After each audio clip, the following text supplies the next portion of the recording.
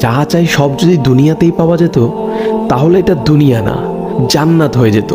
কিছু এলোমেলো ঝড়, কষ্টের দমকা হাওয়া, কিছু অপ্রাপ্তির ভিড় তোমায় কষ্ট দিবে, যন্ত্রণাগুলো পাহাড়ের মতো দেখবে, মাঝে মধ্যে বুকটা ভারী হয়ে আসবে। তবে কখনোই হতাশ হইও না, ভেঙে পড়ো না, কারণ এটাই দুনিয়া। এখানে সব চাওয়া পূরণ হবার নয়। মন যা চায় তাই যদি পেতে চাও তবে অবশ্যই তোমায় জান্নাতে যেতে হবে।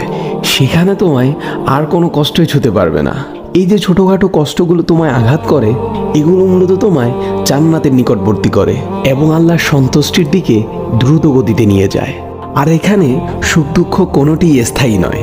এখানকার সব কিছুই সাময়িক, আর আখেরাত হলো চিরস্থায়ী। সেখানকার সুখ দুঃখ চিরস্থায়ী। ক্ষণস্থায়ী কষ্টগুলোর ব্যাপারে অত চিন্তা করে কি লাভ? আল্লাহ সুবহানাহু ওয়া তাআলা বলেন, জান্নাতে তোমাদের জন্য তোমাদের মন যা চাই তাই আছে।